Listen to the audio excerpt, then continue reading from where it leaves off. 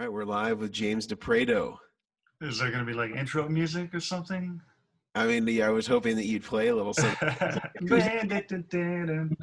Anyway, Give us like a Brian Setzer sort of opener. sure. That's what we need.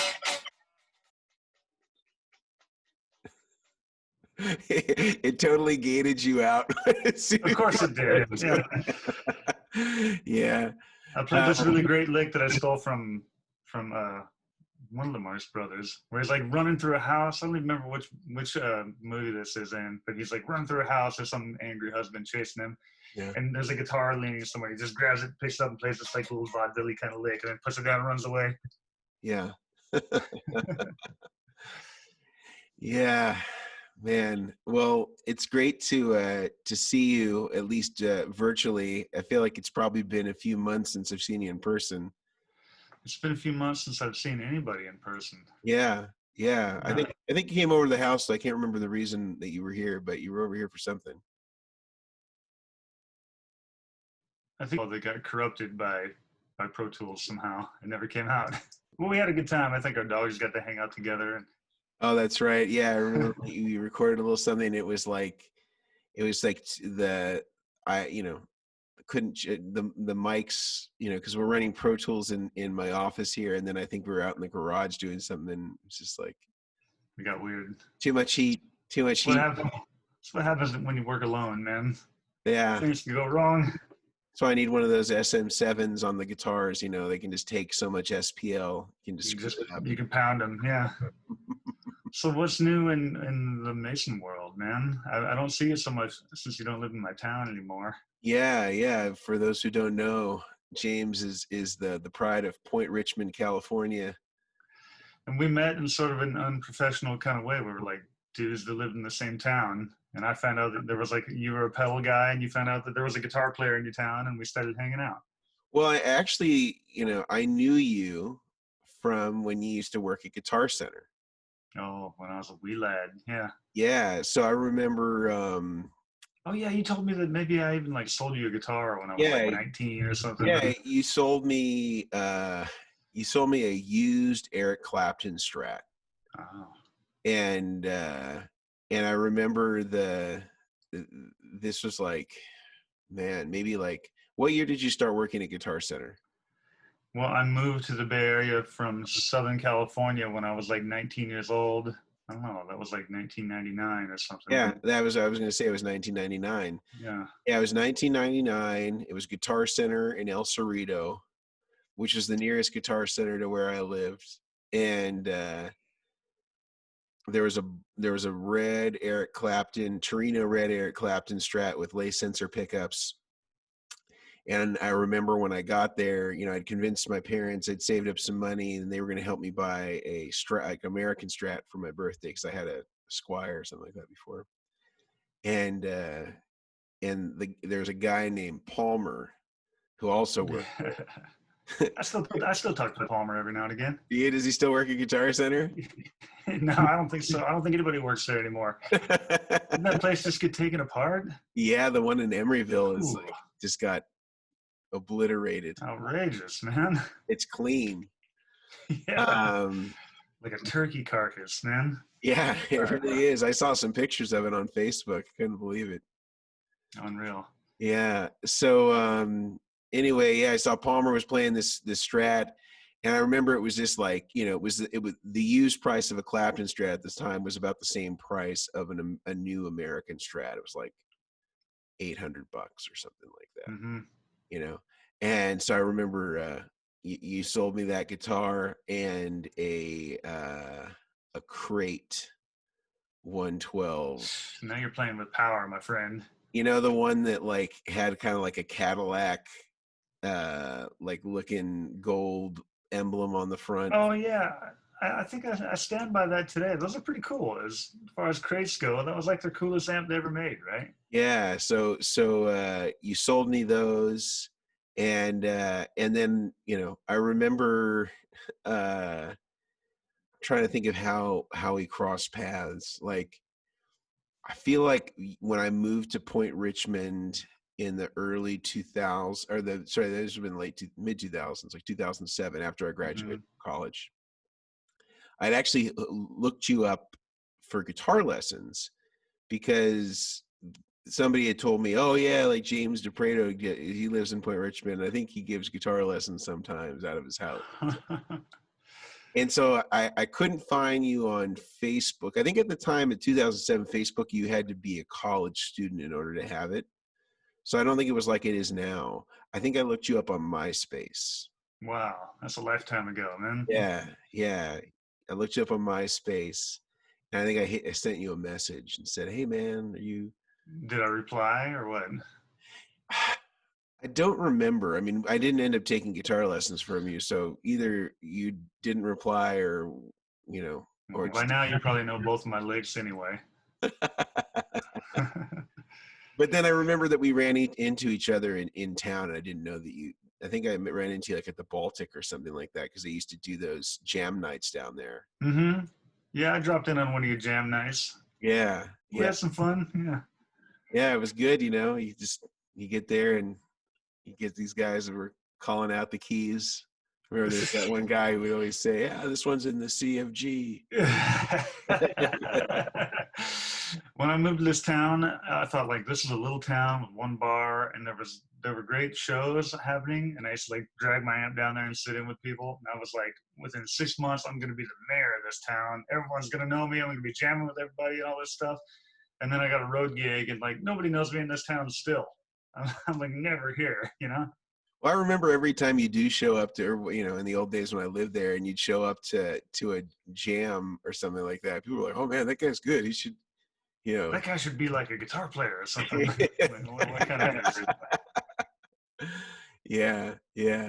Well, I mean, the place that I think everybody knows you from is that you're sort of like the behind the scenes YouTube royalty, because you're the face, or as you call it, the fingers of every Dunlop pedal demo that's out there, or MXR, or the affiliated sister companies. How did you get into doing those demos for Dunlop to begin with? Because I mean, like every one of those as long as I can remember, you've been the guy who's been playing the guitar and shredding on all those Dunlop videos. I wish the story was more interesting, but I had a friend who was working at Dunlop and said, "Come over and I'll show you around the place sometime." And I went over there and I was like, I've been like sniffing Dunlop catalogs since I was a kid. I've been using Dunlop paste my whole life, Dunlop slides my whole life. I've always loved that company. Like a picture of like the family-owned, like American company that I've always thought they were great. And I just sat down with like some dude over there, it might have been Brian Kehoe, and I told him like, if you guys ever need like a demo, I'd love to do a demo for you guys. And like 10 years later, I've been doing them the whole time. And I keep thinking that maybe it's the kind of thing I'm going to age out of. Like, I'm not a young dude anymore. I'm 40 years old. But they don't really show my face. They just show these crooked ass fingers and this beat up old yellow telly. And I've been on gigs before where people come up and they're like, I know that guitar. Nobody really knows who the guy is, but the guitar is recognized. You need to get like some distinguishing like finger characteristics so people can really like make it stand out. Like I need to cut one of them off or something. I finger. don't really use my pinky very much. I don't even know if I'd miss it. Well, how long was it between the time that you took that tour and then they called you to actually do a video? Maybe like a month later or something. What was the first one that you did for them? Do you remember? Yeah, the first one I did was for the custom comp. It was like their custom shop. Yeah, it was white, right? With red. Yeah, that's the one. And we did it with a green screen, so it kind of looked like I was floating in space, and there was digital, like kind of Tron World crap floating behind me. Yeah. And Brian Kehoe, this big old voice, was the voiceover guy. And then they changed their format to like really intimate thing where they just kind of follow my hands around with a camera. We've tried a million different formats, and my favorite thing about those that I take into every gear demo I do is that I don't have to speak in them. I was on another shoot and a guy handed me a script. He's like, "You're gonna read this script?" I'm like, "No, I am not." I wanted to see if we could play the. I think this is the video here. Sweet little cutaway. Isn't this it? This is it, yeah. There's like a schematic floating around behind me. Was it the actual schematic of the pedal? I have I no idea. kind of vaguely remember these, Brian. Yeah. Yeah. They put a green screen. I want to see where you are. Oh, there he is. There's old James. Let's see.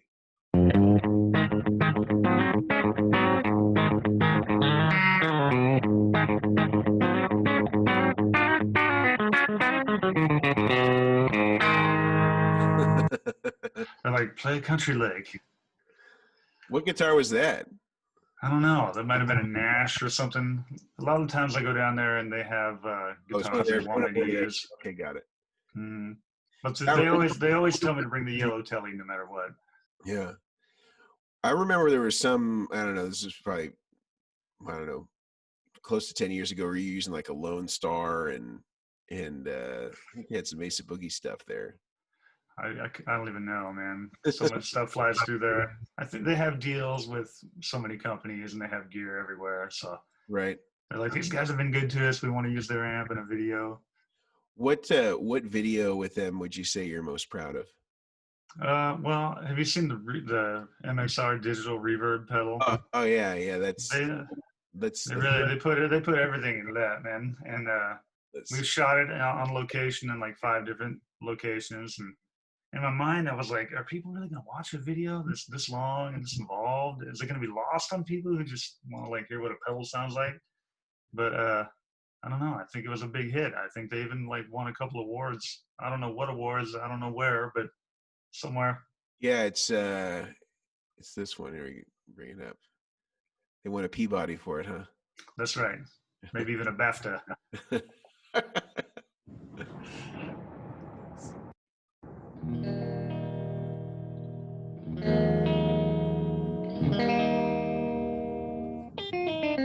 Oh yeah. That's at the Dunlop bunker. Okay. Yeah, they're quantified. Yep.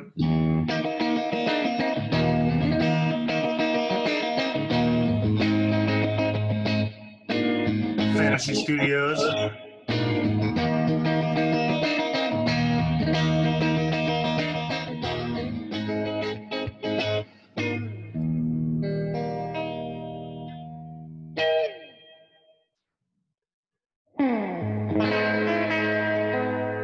Nope, shot on the beach in Alameda.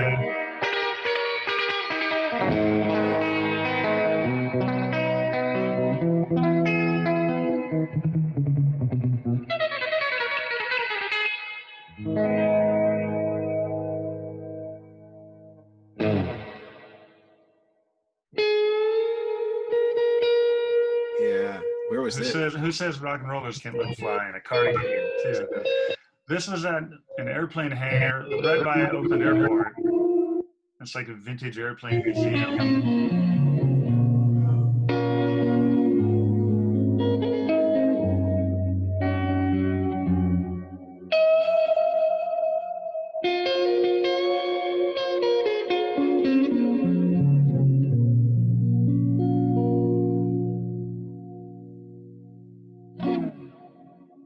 Oh. Where are we at now? Still the airplane hangar. I guess so. And then it kind of ends at the beach, right? On this like perfect night in Oakland, this perfect sunset. Yeah, it worked out pretty cool. Yeah, well, 2 million views later, they did pretty good. It's pretty I'm so rich. So do you compose all those tracks and stuff like that for those videos, or do they have something that's sort of like preset for you to just kind of come in and do? It's important to me to have like music to play Yeah. instead of just sitting around like wandering around on the guitar. So yeah, I put a little time into having like little songs to play and little pieces that have a beginning, a middle, and an end. Yeah. I don't know. I'm not like one of those guitar players that's going to shred your face off all night long. Really, I try to think of myself as like a part writer or, I try to be a musical guitar player and not just a guitar player. So more of like a Malmsteen type. Yeah, exactly. He plays for the song. He plays from the heart, man. His parts they're easy melodies to grab onto. Yeah. If you slow your record player down. And people So ask me all the time about this guitar. They're like, what is that guitar? Like, what yeah, kind of pickups are in it? I've literally never changed a thing on this guitar unless something wears except out. except taking stuff off of it. Yeah. I like these the original pickups. They seem fine. I don't know. Maybe Have they you could be have like you refretted it or anything? I did have it refretted one time, and I recently had to put different tuning keys on it because the original ones were getting kind of wobbly.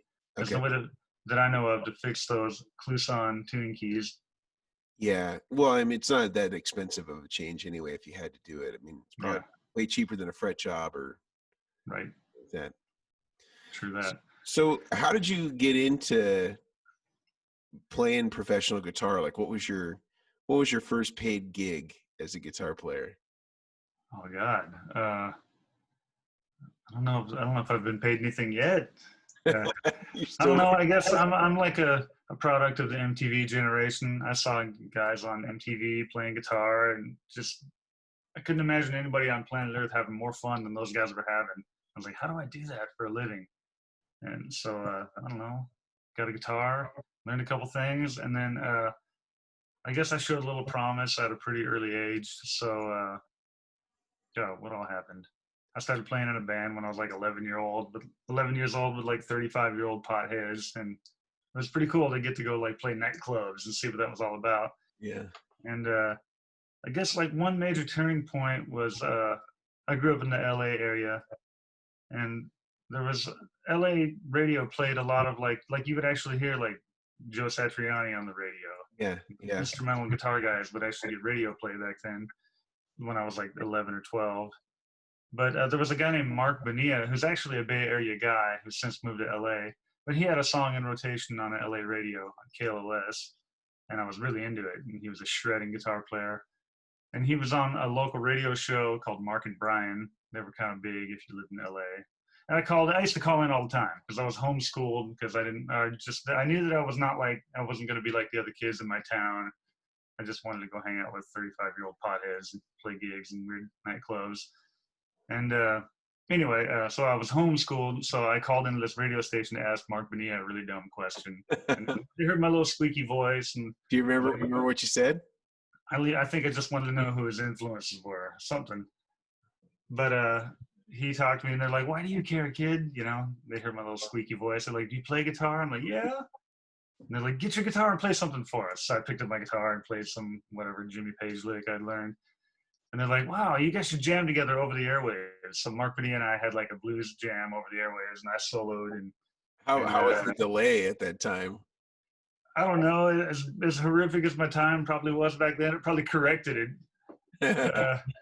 But and it's not much better now, by the way. But so they invited me down to the station like a week later, and Mark Bonilla, who was a Yamaha endorsee at the time, they gave me this really nice Yamaha 921 guitar, and then Mark Bonilla asked me to play on his upcoming record.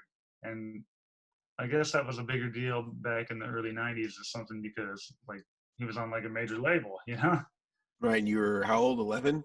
11 or 12 or something at the time. Yeah. So I played on his second record, and then yeah, I guess that's the sort of thing that kind of makes you feel like I can do this if I keep doing it, you know? Yeah. And then that's when things started to fall in place. Like I went to my first NAMM show and I got an endorsement. And then after I got one, I got a few, you know, because I was like this 12-year-old kid who'd played guitar on a record that was out on Warner Brothers or whatever. Yeah. So to make a short story long, yeah. So what had you move up to the Bay Area? I was playing in like a hippie rock band, like this kind of this freaky jam band, and we were touring up and down the coast, and we just had a following up here that we gained kind of quickly, much quicker than we could gain one down in our Riverside area where I was growing up. So we just moved up here, and then about 6 months later, the band imploded, and I just kind of stayed. And then that's when you started working at Guitar Center? Yeah, I'd never even like attempted to be an adult before, and I didn't have like a dream to work at a guitar shop. But I literally moved into a house with a bunch of friends, and Guitar Center was 2 blocks away. So I was like, I'll go to the nearest business and apply for a job. Well, I remember in 1999 a 19-year-old with because you had a sleeve tattoo. Then I think so. I don't even have one of those now. Oh, you have like a partial sleeve tattoo? Yeah. Yeah, I got a little something. Yeah, but I mean, in 1999, there weren't a lot of 19-year-olds with tattoos. I don't know if I had that many tattoos back then. I might have, but You definitely had some. I remember that. maybe so. A good friend of mine who I met at the guitar shop also is a tattoo guy local in town, and he's also a filmmaker. I did a score for one of his Nice. indie films that he made. Nice. So, what was sort of the next thing? You're working at Guitar Center. I remember because I go there with some regularity, you know, because that was really like one of the few guitar, like they had like a lot of stuff at the time. Guitar Center in the 90s and in early 2000s actually like had a lot of stuff. Like we had some pretty decent stuff. You had some, you know, PRS and Custom Shop and, you know, the Mesa Boogie dual rectifier. Everybody had to have those, you know. Oh yeah, man, standard issue, right? You had Yeah, to have a PRS and yeah. You wanted a CE22 and a dual rectifier to get the Limp Bizkit tone, Third Eye Blind tone. You needed those instruments. But what was like the next thing you got onto after, you know, the hippie band dissolved? well, I mean, I had been playing with bands and kind of digging into being a sideman all along, and then yeah, I decided I'd had enough humiliation working at the guitar shop. And I don't know, I started getting road gigs and touring here and there, and actually started getting on airplanes to go to gigs for the first time. And then I don't know, just like a musician has to do to make a living. You really got to spread your hustle. You know, it's not one thing that's going to pay the bill. It's like any number of 15 things at a time. So I taught some lessons. I was doing session work. I was doing sideman stuff. Probably still working a job somewhere. But then in 2007, I tried out for Chuck Prophet's band. I'm still in Chuck Prophet's band, and we tour like mad. We're supposed to be in Europe right now, but nobody's doing anything right now. What did that look like? Was that an audition sort of thing, or did he just know about you and just invited you into the band, or how did that work?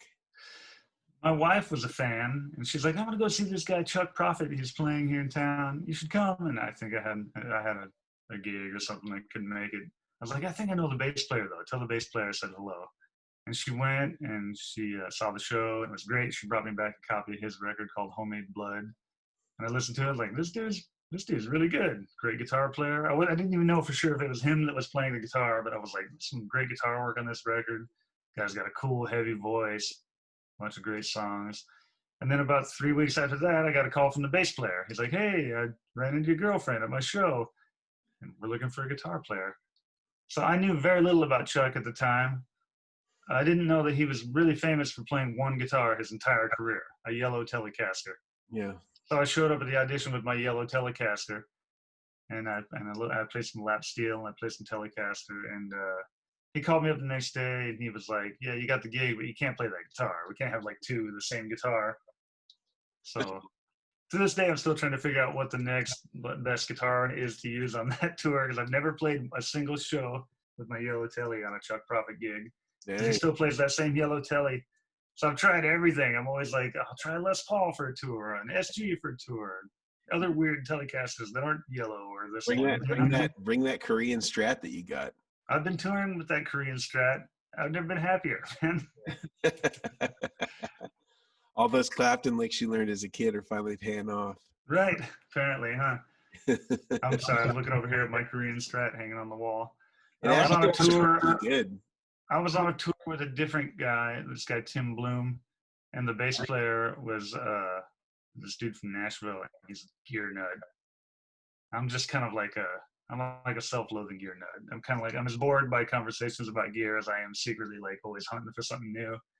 But he was like, "You know what you need to find, man, is like there's a certain year of a certain serial number of Korean-made Stratocasters. They're dirt cheap and you can find them easily, and they're like $200, and they're great." It's like, I've had a lot of my friends, I recommended them to friends, they've all bought them, they all love them. So like 10 minutes later, I just bought one on reverb on my phone in the back of the van, and yeah, I've replaced almost everything on it, but it's kind of a perfect guitar because it's really easy to play, makes me really happy. And if I just lost it at an airport, I'd be like, I'll just go get another one. Yeah. Yeah, but it has EMGs in it, doesn't it? It does.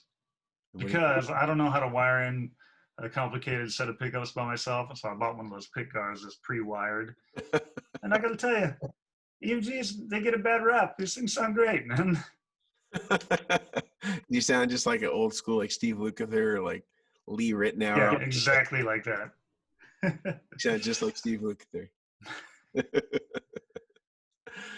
Yeah. I don't know. They're pretty cool. I mean, I like that you can kind of reach down and just like turn up the gain a little bit too. Yeah. I used active pickups before this, but I like them all right. I was surprised by it. You brought it here. I thought it sounded pretty good.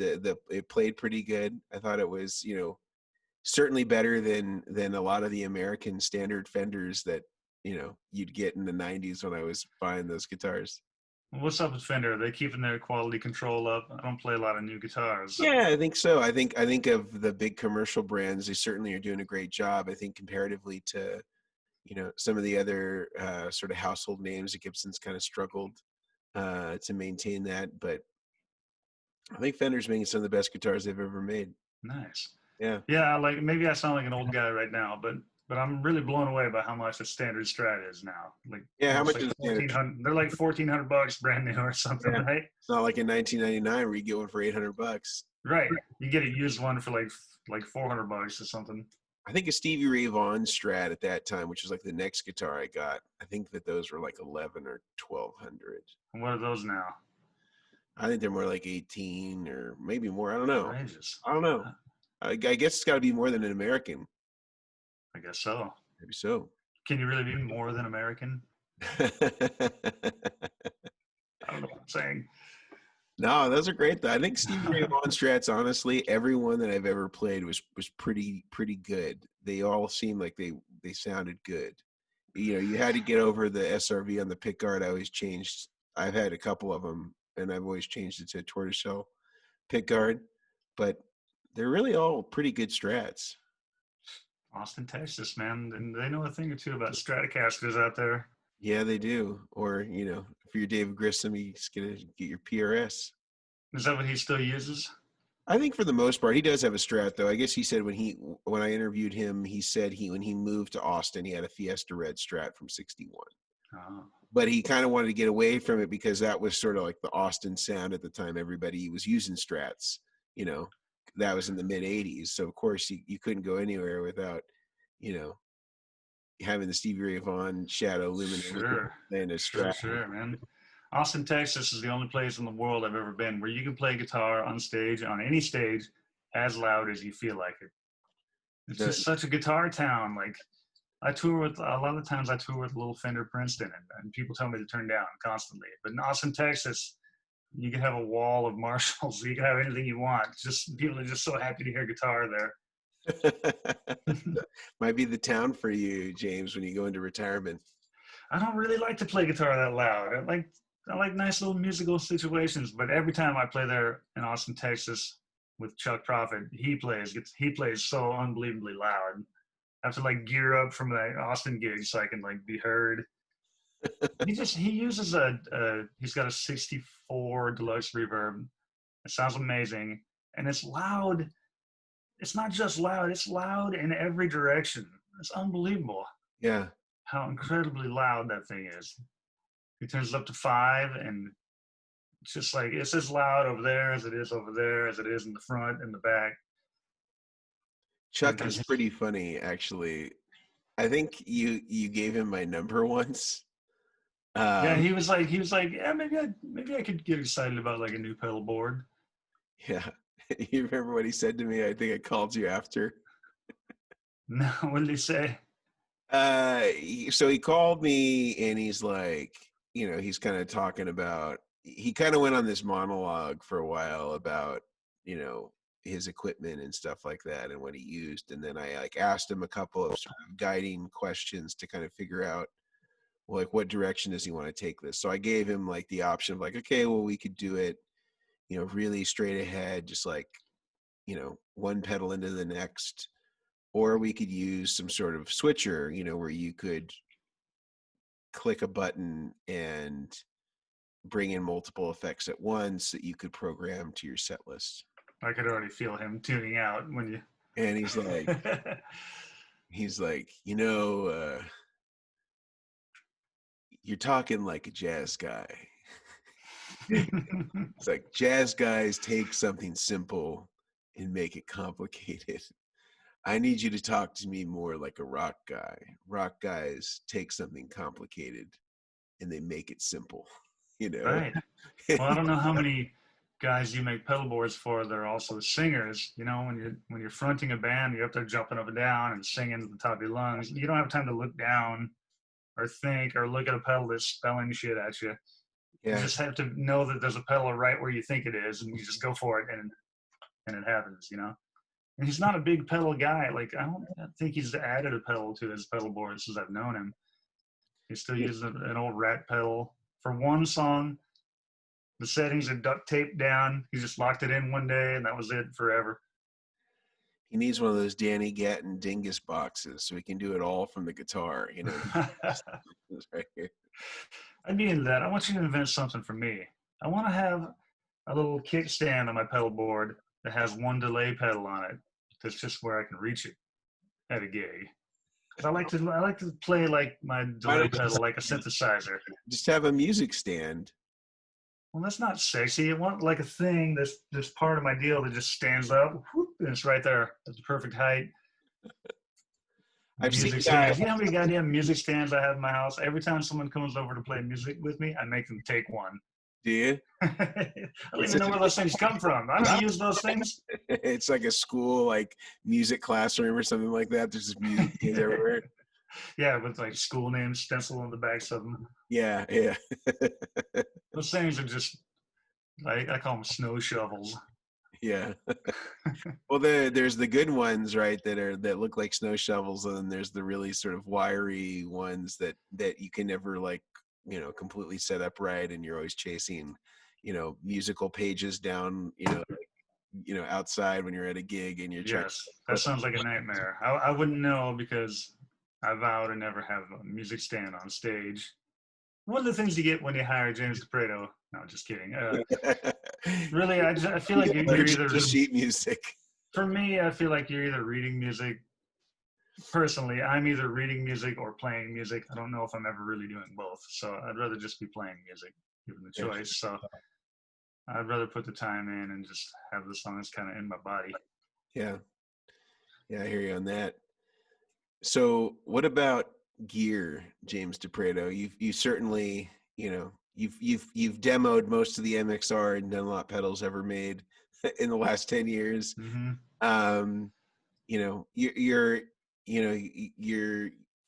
sort of as you mentioned, sort of a closeted gear collector. Sort of. What are some of James Deprato's picks? Do you have any like sleeper pieces of gear that you think that people should know about that don't know, that's not getting the love and respect it deserves? Oh, well, I don't know. Like, I feel so many ways about gear. Like I say, like there's a part of me that kind of doesn't ever really want to talk about it because I'd rather just talk about the music, Holmes. But yeah, gear's a funny thing. Sometimes I think I'm always in pursuit of a piece of gear because maybe I'm kind of like mad at my own guitar playing or something. Somehow it's going to make me like re-engage and practice harder or find something I never could find before. But I'm learning that, like, especially in light of this whole pandemic thing, I really just like, I have a Fender Champ. If I put a mic on it and I have an overdrive that I like it's going to come out of the speakers sounding pretty cool generally. But specifically, there's some pieces of gear that there's some pedals that live on my board that I try to take them off and they always find their way back on. And one is the Strymon Timeline. I think, even though I don't think it's a very user-friendly pedal, I've gotten lost in it on stage where it's like spelling stuff at me and I don't know where I am or how to get out of it. And my delays are going backwards in the middle of a song. But I think it sounds great and it's super reliable sound and it just kind of does everything. Okay. And the other one is this little guy. this little Earthquaker Bit Commander. Yeah, Like yeah. a lot of times I do sessions and people ask for it by name. They're like, bring that little gray pedal. But it, not only does it do the kind of synthy stuff, that analog synth thing really well, but it's kind of like a really unknown, like really great fuzz pedal if you turn the octaves off, or maybe just turn the high octave up a little bit. Yeah. It's it's a bit of perfection. I use the crap out of that thing. So what else? I should talk about Koch amplifiers, Yeah. who I endorse. I think they make good products. I've had their twin tone, which is right behind me here. I probably played 500 gigs with it and haven't been able to break it yet. And then I just recently acquired their new the Greg Koch signature amp, Yeah. which is a hell of a lot of fun. I Yeah. mean, it's got so many features, it's crazy. But I've kind of like I've bonded with it, and I've been doing a lot of home recording. I've been doing only home recording since this whole thing broke out, and I'm having such a great time playing with this thing. It's a 50-watt EL34 powered amp. It's got tremolo and it's got harmonic tremolo, which is a hell of a lot of fun. What else does it do? It's got like some kind of weird fuzz channel built into it that just sounds so good. When I first got it, I didn't know if I was going to bond with it, but I'm totally into this thing. I'm really sad that I haven't gotten to play a gig with it yet. What about overdrive pedals? What are you gravitating towards these days? I'm really into exotic pedals. That SL drive I think is really great. Yeah. And I also toured quite a bit with that Osnoy signature pedal. I forget what it's called. It's Oh purple. yeah. It's like an AC booster with an RC booster in one, I think. Totally great. Yeah. I don't know. Overdrive pedals are weird. I can never seem to get one to last for longer than a tour or two. I always seem to be looking for something else. What about boosts? What do you like? I don't really use one. I just kind of feel like my basic tone philosophy is like I kind of like dirty cleans and clean dirties. So I never need like a really sparkly clean sound for anything I ever do, and I don't ever need like heavy metal overdrive. So in general, I'll just kind of turn my amp up to where it needs to be at the show, and then turn it up a little bit more, and then just kind of use my volume pedal or my volume knob to get me up and over, or turn on another pedal. I don't know. Do you ever use Really, compressors? they just don't work on stage for me. But definitely, I never go to a recording session without one. They're really valuable for recording, but I don't understand how to use one on stage. You're gonna have to teach me. Just makes things kind of inaudible somehow. Has anybody ever said that to you? Well, I guess what's the compressor that you use? I've tried them all, man. I don't know, mostly MXR compressors. I think I've probably had a couple other oddball ones, but I don't know. What about modulation stuff? My go-to modulation pedal is a pitch vibrato, and I've tried a few of those too. And my current favorite one is in that pedal. I think I bought it from you. That Boss MS3. Oh yeah. The MIDI. It's a switcher pedal, but that's another pedal that has stayed on the board for many tours. It passed the audition. I really love that thing. I think that just for the pitch vibrato alone and the switching stuff, that thing is more than paid for itself. Nice. What about any other modulation stuff? Your big chorus? I got a couple Dunlop analog choruses that I kind of use like a Leslie pedal, turn the speed all the way up, and I don't really like live on them though. They're kind of nice for this or that. Delay, you have the timeline. What about Oh yeah, and the other thing that is always on is the MXR, what's that thing called? The MXR Echoplex delay. Oh nice, those are I love that thing. It's so great. I like being able to like dirty the tape up if I want to make something really raunchy sounding. But that thing's always on. I always play guitar with a slap back on. I like what it does. Makes things a little more 3D. You'll put a timeline on top of that. Absolutely. What about for reverb? Reverb, generally amp reverb, but of course the other one that lives on the board is the MXR reverb. I think it's really fantastic Yeah. sounding pedal. I like their Epic setting a lot. I use it a lot. What about any? Do you use any fuzzes other than the bit commander in the, with just the high octave turned up? I've tried a few, but they kind of have the same effect that compressors do. They kind of make things inaudible on stage. You rock out on stage, you step on a fuzz, then all of a sudden there's no sound. You're gonna have to give me a lesson in how to actually use a fuzz pedal on stage. Well, they can be pretty scooped out. I mean, most of the guys that really famously use fuzzes and stuff like that, they were in like 3-piece bands. Right. Think about it. Yeah, Hendrix. you can have a really squishy sound when you're by yourself. Yeah, I mean, because think about it. Yeah, like Jimi Hendrix, it was a trio. He wasn't competing with that frequency with anybody else. But he also had like 50 amps behind him, right? Yeah, he did, and the Marshalls had some mid-range to him for sure. But yeah, those old fuzz spaces, man, they were super scooped out. Yeah, I don't know how to use them on stage. Yeah, sometimes even watching Eric Johnson in certain rooms, and he goes for the fuzz. There's an audible drop in the sound. What a bummer, man! You only want to go up. You never want to go down. But that's why that Bit Commander is like my secret weapon, because it does work really well on stage. I think it's because you can blend your dry sound in with it too. Yeah, I know that a lot of people dig that one. I've never dug into it. I mean, I've put it on boards, but only like for the purposes of like testing it and, making sure that it's, passing the signal properly, but I never really got into it for like a leisure sort of thing. So it's a leisure pedal. Yeah. You're a gentleman of leisure. Figured you'd be using a pedal of leisure by now. You just put on your smoke jacket and break it your Bit Commander. Right. So what do we do, James, now with the COVID stuff? What's the James Deprato approach to being a sideman and not being able to play live gigs? What do you think what do you think the future looks like? What do you think what's the Deprato approach to this? I've got some thoughts about it for sure. Number one, like most people are very much missing live music. There's a part of me that's kind of a little bit happy to have a break. Haven't really had a break from live music in like 25 years. And it's kind of forcing me to learn other things. Like before all this happened, I kind of thought of myself as a casual home recorder. But now, like, I have to do this. I really am making all of whatever income I make recording stuff at home. And I kind of don't want to go back.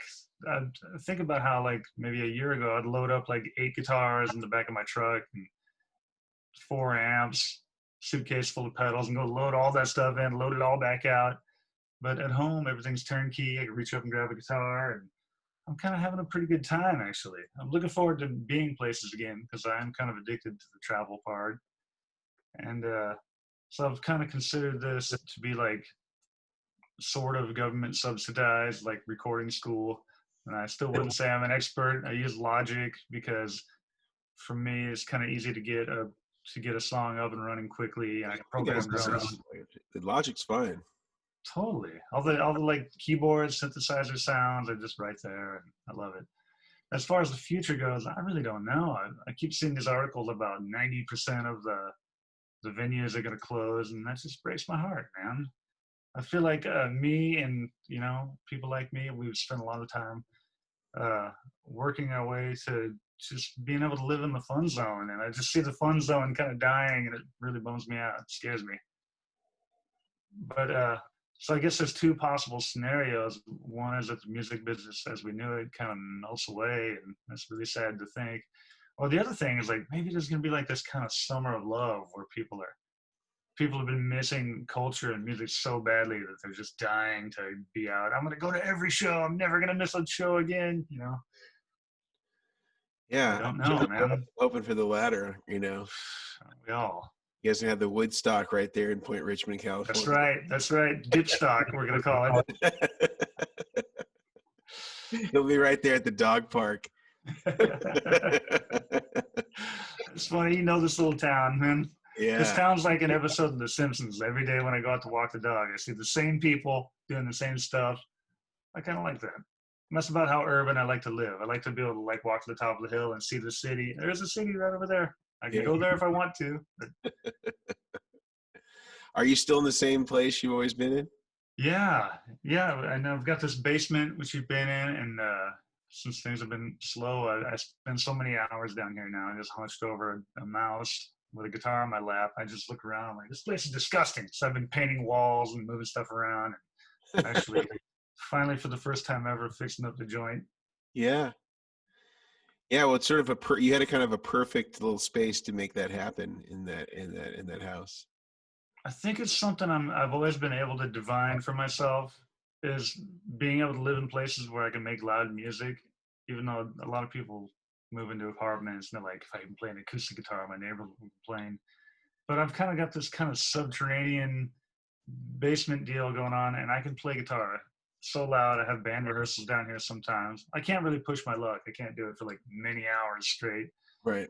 But my upstairs neighbor, he just passed away recently, but he was like 87 years old, deaf as a stump, never complained once. And then this is a fourplex that I live in. So the neighbors on the back end of the building are divided by a brick wall. They can't hear a thing. My next door neighbors are like, I play the drums, so I like hearing the music. So I'm so lucky that I get away with so much here. Yeah. Yeah. Yeah, that's great. That's great. It's cool that you're getting into the recording side. Maybe I'm gonna have to, have you record an intro for the Rig Doctor. Yeah, let me write a jingle for you, man. We need it to be like 80s, like White Snake style. Done, man. How's your David Coverdale? My David Coverdale is not good. We could have your wife sing it. I've heard that yours is pretty good though. Only my fashion. Shirt open. Yeah. I saw you on the hood of your car the other day, writhing around. Yeah. Writhing around to a John Sykes guitar solo. That's right. That's right. What's new with you, man? What have you invented lately? Well, we've done we got a lot of stuff kind of coming down the pipeline, and the newest one that we can talk about is we're coming out with a line of pedal boards. Oh. So kind of based on a lot of the stuff that we do on the YouTube channel around teaching and doing enrichment for people to sort of learn the best practices to build their own professional level pedal board. And the second component of that is unrelated to pedal boards is we had released this battery power supply a couple of years ago when I was still living in Point Richmond, in fact. I think I remember that. Yeah. Where you could power, up to 4 pedals off of individual batteries inside of power supplies. From the outside, it kind of just looked like a regular, pedal power. It's kind of beautifully primitive, yet totally cool. Yeah, and then you could take a feed from your power supply. So when you turned on your whole pedal board, powered it on, it would power on the batteries. And then when you unplug the pedal board, it would turn off the batteries. So you wouldn't need to unplug anything. But we sold 1,000 of them, and it was really hard. Those last maybe 200 or 300 units of that 1,000 were really slow to move. Like we sold the first maybe 700 or 800 in the first 6 weeks, and then it was like really slow going, and it felt like this was a cool idea, but we really sort of hit the ceiling as far as people that were really interested in trying this thing out, at 1,000 units. So I just continued it and never made it again. However, since we discontinued it, all these people coming out of the woodwork trying to get those again, and they're going for like big money now on Reverb, because there's not really Dan Electro makes a version of it, but they're not. I think they're all together. Like all 4 of them are just are tied together in parallel. So they're all in parallel. And so you just get like, the current of 4 batteries, and then they just have their own individual outlets. Whereas on ours, there was just an isolated thing. And I think that there are some guys that did some modifications to make it like ours. There was a guy called Jesse Davey. His company's called Kingtone. And he would do a mod to the Dan Electro so you could put a power input on it and had like an on-off toggle. And so there's people that were coming out with stuff that kind of filled the void. And then we started having like guys like Andy Timmons buy it and be like, yeah, this thing's really great. So I was like, okay, now we might need to bring this thing back. And so I brought it back, and it's coming back out in a couple of weeks. And so it'll have the original way where you can power it off 9-volt DC in to have the pedal board, determine whether it's on and off, or you can just use it as a standalone thing. And there's a toggle where you can manually turn off the batteries if you don't want to use a power supply that feeds it to tell it when to turn on and off. What is the upside of using a battery? I feel like my whole life I've been wondering if there's a way to never have to use batteries again. But well, it's only a benefit on certain types of effects. So only like vintage fuzzes and certain vintage overdrives and vintage wahs and stuff like that. It's not an across the board sort of thing. And typically it's only carbon batteries as well. So, if you're using an Energizer or a Duracell or a nice quality alkaline battery, that pretty much from the pedal standpoint looks about the same as the power supply, because it's very linear. It delivers the voltage consistently up until the point that the battery dies. So if you were to look at the power supply, 9.6 volts on a graph just stays 9.6 all the way across. And on a battery at alkaline, it looks about the same. And then at the very end of its life, it just dies. But if you look at a carbon battery, it starts at 9.6 and immediately starts to dwindle. So there's a couple sweet spots in there or something. So it just continues to decay. And then there's this interactiveness when you have high impedance sources like a carbon battery, and you have these high impedance pedals like fuzz face or something like that. There's this interplay where there's this current limiting going on at the same time where the voltage is reducing. And if you were to put a meter on the battery, the power source, and you were to, let's say, slam the input of your fuzz face, you'd actually see the voltage drop and then regenerate. And so, and you'd also see the current limiting occurring as well at the same time. So there's this weird sort of interplay that's happening where it's starving the pedal. And there's companies that made things, on their power supplies called sag control, but it only addresses the voltage, but the voltage is variable, so it's like when you hit the pedal, the voltage drops and then comes back. It doesn't just stay at 7 volts or 8 volts or whatever. And it doesn't address the current aspect of it either. So it's sort of an incomplete picture simulating a battery with just a static voltage all the time. So it's a cool thing. I mean, it's certainly like a novelty, but so many people, all of our dealers are like, oh, people are asking for this. And I've seen some of them going for like $200 on Reverb. And I think we only charged $100 or $99 for it. Yeah, because you got to put $100 worth of batteries in it too, right? Yeah, it's like buying a printer or something like that. The printer's cheap, but you're going to spend hundreds of dollars every year in ink cartridges. Right. Yeah, far out, man. So it's not our most environmental pedal, I will say that, and own that completely. But if you're going to use batteries anyway, this certainly will preserve the life of them longer, because when you're not using the board, you don't have to remember to turn off your pedal or unplug the input jack or whatever. It automatically. Remember those days? Remember when you had like one pedal and you had to remember to unplug it after every jam session? Yeah, I'm trying to remember what your one pedal was. Mine was the DoD American Metal, and then I think I added a wah-wah pedal at some point. Yeah. I'm trying to think of what I remember. I did have a pedal where you had to do that, and I don't remember what it was. Maybe it was a Rat, actually. I didn't even own a tuner up until I played guitar for 10 or 12 years before I finally had a tuner. What'd you just put on Tom Sawyer by Rush. It has that E note that lasts for like 45 seconds. Oh. I'd restring my guitar and then put on Tom Sawyer and then tune up to it. Good thing that was the first song on the record, so you didn't have to skip around. Right. Yeah, because I think it is the first song on Moving Pictures, right? I don't actually know. I probably had like a best of or something. Yeah, I think it is. I have the LP now. I didn't have it when I was a kid. But you can't tune your guitar to an LP, though, right? I mean, why not? Well, if you want to jam along, I guess. Not a whole lot of jamming along you can do on a song that has a 45-second E chord. But it's well, I mean, it could get you really good at trying out your modes.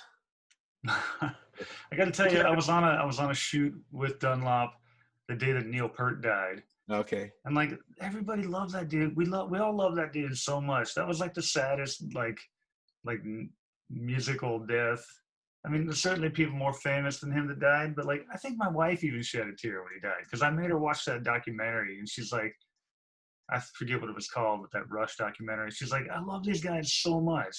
Yeah. She's like, these guys are such good guys, you know? Yeah.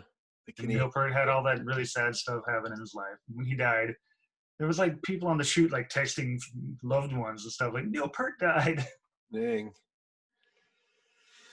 Yeah, well, he had some cool, those drum parts, man, even on Tom Sawyer were pretty cool. Yeah, like when I was like sort of like 12 or 13 years old, like Rush was the band for me. And then I kind of like got too cool for them for about 20 years. And then I saw them in concert maybe 3 years ago. And I could not believe how much fun I had. And I knew every word to every song they played. And I got to say, the most improved guy in the band has to be Alex Lifeson. When I was a kid, I didn't think him compared to other guitar players in the 80s. I thought, he's all right. But I swear that he's been practicing the whole time because he tore the roof off the place, man. I can't remember who it was that said this. It was like sort of a super backhanded compliment, and man, I can't remember. They're like, "Oh, we hired this guy in 1980, whatever, and he never got better." Like we hired him because we hired him in 1985, and he never got better from that time. He stayed exactly the same. That's why we hired him. That's why it's so cool to be in a band because you can be like that. Yeah. You can sound one way and be in a band. It doesn't even have to be all that good as long as you sound the way people expect you to sound. But when you're a sideman session guy, you get to be ready to sound like anything and everything. It's kind of hard to develop like an identity in your own playing when people are throwing references at you. Try to sound like this guy or that guy. But I was at a studio. I actually did a session in a studio a couple weekends ago for the first time in a few months. It was weird. There was a lot of hand sanitizer. What studio was it? I'm not going to give it away because the story I'm going to tell is wrapped up in this. Okay. So the engineer, he played me a song off a record he's producing, and he's like, check it out. And it's got two really famous guitar players trading licks on it. I'm like, oh, yeah, I like those guys. I want to hear that. And he played it for me, and I just kind of bopped along. And when he stopped, he was like, they're pretty bad, aren't they? I'm like, I was thinking it, but I didn't want to say it. Nice. He's like, yeah, it just kind of sounds like some friend of yours, like dad playing at a barbecue or something. So I'm saying that to say that these guys are like guys that are in famous bands, maybe they haven't had to add new licks to their repertoire. As long as they can keep on sounding like themselves, then it's all good, man. Maybe they're just trapped at home. They're still learning Logic, That could be. I'll have to call them out for some help. Yeah. Who do you think is the most underrated guitar player, or a few underrated guitar players do you think are really excellent and maybe get put on the back burner? I think the most underrated guitar players are those Nashville session guys that we don't know their names, who just blaze on all those country tracks and are amazing. Like, I mean, you probably know these guys. You probably know them personally, but like, the guy that plays on, what's the name of that guy? Sean Tubbs. Oh yeah. Who's he play with? Carrie Underwood. Yeah, like that guy is like, I mean, how good is that guy? Is anybody better at the guitar than that guy? That guy should be really famous, but he's just kind of a dude. Probably goes to the grocery store and takes out the trash like anybody. Eats salad. Yeah, that's just the only one I could think of his name, But I'm sure every Nashville artist has the best guitar player you've ever heard and have never heard of. Yeah. What about like a kind of the more popular band type stuff, Some of my favorite guys are Chad Kroeger. Does he play the guitar? Yeah, he's got that PRS. Right. I've never seen him like put his hands on it. I don't know what he does with it. I think Jerry Reed is like a guy that every guitar player should listen to. I think he's like one of the greatest rhythm guitar players ever. The way he picks out rhythm parts, and he can also play fingerstyle. Maybe Mark Knopfler. There's nothing Mark Knopfler can't do as good as the next guy. He can go play with Chet Atkins, or I don't know. I'm not really thinking of modern people, but thinking of guys that I really like. And I play a lot of slide guitar, and I can attribute that to time that I got to spend hanging out with Warren Haynes when I was like a young teenager. I got to spend like 2 weeks in a studio with him while he made a record, watching him play slide. So then I just studied everything he'd ever put out, and I learned all my slide guitar stuff from listening to Warren Haynes as a kid and Dwayne Allman. But yeah, definitely listen to more Warren Haynes. He's a bad dude. And then in the rock side, I really love Gary Moore. I love Eric Clapton. People crap on Eric Clapton's guitar playing a lot. I don't think it's cool, man, because his 80s guitar playing, a lot of people didn't like that. They just like Cream, and I think the trouble with his guitar playing in the 80s was the state of music in the 80s, you know? I don't think he really wanted to be making that kind of music, but in order to stay relevant, he had to do whatever pop radio dictated. I like I like Bad Love. I like Journeyman. Me too, man. Yeah. But also, like, when you're a guitar player coming up in the 80s, like, I saw guys on TV, like the guy from Dawkins, just shredding the house down. Like, this is going to be like 100 years before I can play guitar like that. But then, then I saw Eric Clapton, and like, I could kind of pick out some of those licks he's doing, and yeah, he does them kind of soulfully and slow, and yeah, and, his sense of phrasing and stuff is, I still rip it off today. Yeah, I like when guys will play a lick, let a couple beats go by. Not that he invented it, but he certainly like brought that style of guitar playing to me, because my parents were jamming out to Eric Clapton. And I just saw him in concert a couple months ago at the new Staples Center. The Chase Center. The Chase Center, that's the one. And I've been hearing all these stories. I've been seeing all these sad pictures of Eric Clapton getting pushed around in a wheelchair at the airport, and all this talk about how he's deaf and he can't move his fingers anymore because he's got some kind of nervous disorder. And I was really nervous to see him for the first time, because I love that guy so much. And then he was great. I thought, like, out of 10, I thought his guitar playing was a 9, and I thought his vocals were a 10. He was singing perfectly. Yeah, I mean, he's got to be coming up on 80, right? I don't know. I guess he's probably 75 or something like that.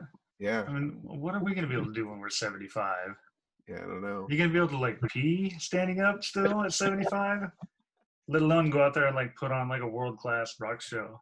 It's crazy to think that, like, that we're seeing the first generation of rock and rollers kind of make it to the finish line. Yeah. I think of the fact that when you consider the fact that Little Richard just died like a week ago or something, like the first generation of guys were like still out playing gigs until recently. Yeah. We used to think the Rolling Stones were old when they were 40. Look at them now. Man, they're unbelievable. Unbelievable that they're still doing it. Yeah. Yeah, I love Eric Clapton. I thought the 80s versions were cool, you know? Like, even there's this one John Mayer song where, like, it's like a straight up 80s Eric Clapton solo. I think you played that for me one time. Yeah. I thought that was like a sweet little tribute. Yeah. To the old man. It was right there. It even kind of had that, like, there's a little modulation on a lot of those Eric Clapton solos in the 90s. What is that? I can't figure out if it's like just like a really like low rate of a chorus or a Leslie. I read somewhere that his only controls on stage even now are a wah-wah pedal and a Leslie button. Like, I don't know if it's on or off or fast or slow. It's definitely into the Leslie. What about well, I know for sure, like, you know, when he plays Badge, he needs the Leslie. Right. Definitely. You need it for that. But what was I gonna say? What about, you know, when I bought that guitar from you at Guitar Center? You keep bringing that up, that I used to work at Guitar Center. Well, I've been trying to get people to forget about that locally for so long. Well, this is. I used to walk around town and people would stop me and be like, "I know you from somewhere," and I'd be like, "You probably saw me at a gig somewhere or something on TV, maybe." Like, "No, I used to work at Guitar Center." And then one day it shifted, and they'd come up and be like, "I know you from somewhere," and I'd be like, "I know, I used to work at Guitar Center." It's like, "No, I saw you in like a video or something." Eric Clapton had a signature Digitech pedal called the Crossroads. And remember, what did that thing even do? I kind of remember that. It was like in the shape of a wah, sort of, and it was like bright yellow. I'm sure he used it at every gig. Yeah. I think there was a Leslie simulation on that too. I hear funny stories about him through Chuck because Greg Lease produced one of Chuck's records. Okay, yeah, Maybe Greg Lease, one of the greatest sidemen ever, right? yeah. And he was in Clapton's band for a while. He's done his time in every band. But I guess Greg Lease had like a Dumble or something at a gig. He's playing through it. Clapton's like, man, that sounds really good. You know, what is that thing? So it's this Dumble amp. They're kind of rare, you know. Clapton's like, what do you want for it? He bought it off him right there on the spot. Yeah, I saw actually we had some Dumbles on stage, a couple of years ago. I remember seeing some combos that Eric Clapton had on stage. Well, that's how I understand that he acquired it. He just bought Greg Lease's. I guess he bought a few more after that, if you like that one. I guess so. He's probably a billionaire. Yeah. Yeah, man. Well, this is cool. This is cool to although it's a sensitive subject, going back to the Guitar Center days. Now you know. Everybody had to make a living, man. Yeah, man. I would never met you, or I would have had any context to meet you in the same way had you not worked there. How funny. Yeah. I mean, you remembered who I was. You remembered my name later or something when you called up for guitar lessons? I remembered your name. I'm pretty good with that stuff. People tell me that they met me at Guitar Center. I'm always nervous, like, I hope I wasn't a dick to them. No, I thought you were really cool. Yeah, I mean, obviously I remembered the Palmer's name. Right, he's a legend. Yeah, he's kind of a fixture there. He worked there for like 100 years. Yeah, I mean, I remember those guys, both of you guys. I'm trying to remember who else I remember from that store. I think there's one other guy that I remember that like would always get fired and then he'd like be back like a month or two later. I don't know how that worked back then. Yeah, I used to work there, and I worked there for probably much longer than I should have, because I was afraid that I didn't know if I could make a living as a guitar player. But there were guitar players that I met in the scene they would walk into the store and be like, "There's no way you still work here. Why are you still here?" Like, I don't know what else to do. Yeah. But eventually, you got to like bite the bullet and figure out how to take the leap and leave the day job behind. Man, there used to be so many good deals to get at Guitar Center. You used to really be able to like negotiate at a Guitar Center. It was like buying a car, Like nothing was off the table before. Man, I remember there was like a time when that stopped, and it was like a sad day where you couldn't like go in and like, That was probably the reason they had to put a stop to that. I didn't care, man. Somebody's like, could I get it for like 10% off? Sure. What about 20? Sure. What about 25% off? Sure.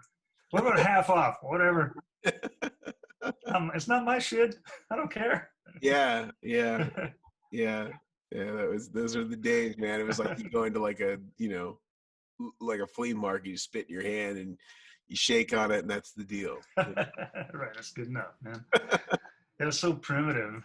Yeah. I don't even know what it's like now, but I don't know what it's like. I still have dreams sometimes that I work there. I wake up in a cold sweat. Like, oh, that's right. I'm a musician now. Thank God. Yeah, those were the days.